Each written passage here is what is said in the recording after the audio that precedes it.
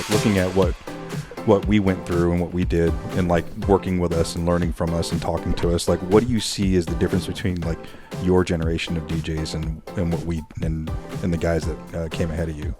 It's almost like two generations, really. Do you want me to give the honest answer? Yeah, for sure. To edit this out.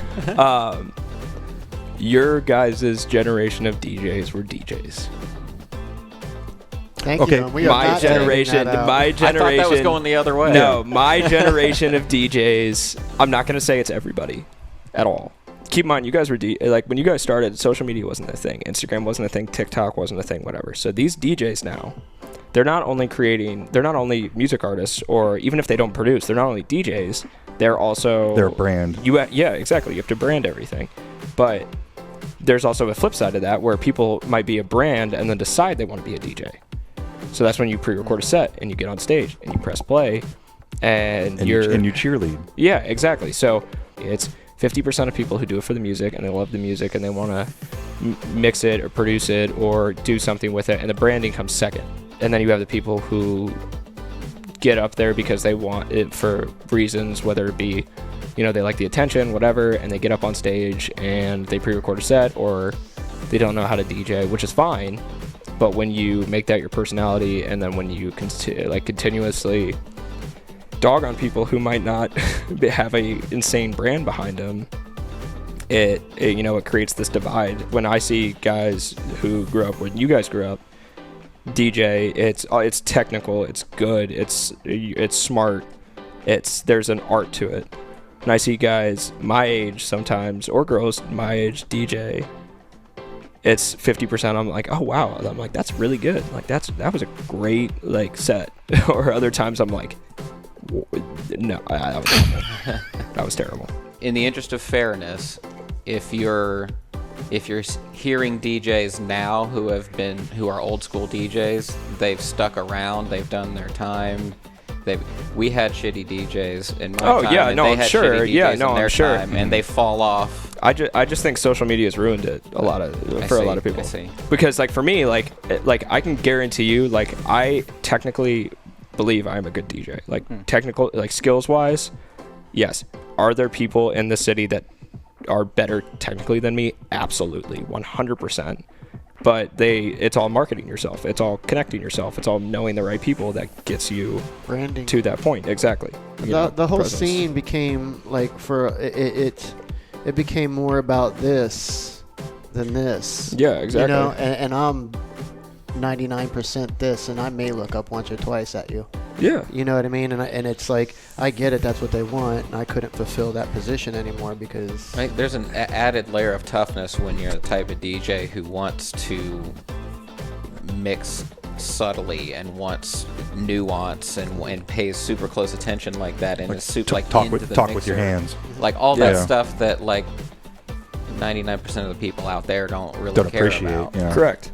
And it's tough because now there's an extra layer of that, oh, now I got to play what they're expecting. I don't have time to get into the the guts of it. I've had to find a good balance because for the first little bit, I didn't take my hands off the decks. They don't care what, a bunch of 18 to 24 or 22, they don't care what I'm mixing or how I'm mixing or how technical I am. So I had to kind of, learn how to use a mic, learn how to be a performer instead of just a DJ. And that was a really hard transition to make. But when you're outside and there's 1,200 people in front of you and they're all in that 18 to 22 demographic and they all want to hear the songs that they hear every time, but you want to play a certain thing, you have to kind of please both. Yeah. So putting new spins, but also being a performer and having the CO2 and getting up on the table and talking in the mic and getting everyone excited, finding the balance of that is super difficult. So for a while there, it was I don't want to take my hands off the decks, but after a while, and then I had to transition into, okay, I still have to be good at what I'm doing, but I can't just stick on the decks the whole time. So we've asked other DJs this question and just kind of want to get your take. So you talked about things like auto mix and all that stuff, and I think we all agree, as far as the three of us, they're tools. Yeah. How do you look at these things? It does make it easier to a certain extent, but if there's still a lot of things that have to go right in order for those things to make you... it's the sync button question. Yeah, the sync button question. But there's still a lot of things that have to go right in order for that to work. Yes. Correct. I think to an extent, those are the tools available to you. However, like I think the sync button's fine. Like, and people who hear me say that might hate me. But I think the sync button is fine because you can actually, the way you can drop tempos, raise tempos, and do it with the same songs and make cooler transitions out of them is really cool. So if I'm taking a song that's 126, I want to transition it to the original vocal track of that remix at 98. I can bring the 126 down. I can start the 98 track at 126, match them up, and then bring it down, and it'll go with each other, and that way it's an easier transition. But what I don't like I don't think there's any need to sync house music. It is what it is. It is what it is. Like I don't think you need to hit sync if you're mixing 127, 126 and 126. Like, if you can't beat match a little bit and like at least adjust a little bit, like, there's an issue. Obviously, in this day and age too, half the times people are pre-recording or auto mixing is because, especially big name DJs, their visuals are time coded. Right. Mm-hmm. So with that, I'm like, okay, like obviously when you're playing at a crazy festival, they want you to play the song. You have 60 minutes to play all of your biggest songs and all of your new music and have outstanding visuals because that live stream is going to be watched and the festival is going to be watched by millions of people.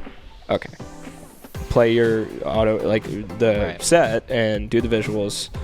And that makes sense because in that case, you are also building a brand. It's like, oh, those visuals were ridiculous. But when it's club DJs or people doing small, intimate stuff, and if you're, pre-recording a set or you're auto mixing, in that case, I'm like, then why are you plugging your phone at that point? Yeah, what's the point? Yeah, plug in your phone. Play a Spotify playlist. Hit shuffle. Trying to get those steps in, man. Come on. I will say I'm pretty sure DJing has built my metabolism and also taken years off of my life with lack of sleep. But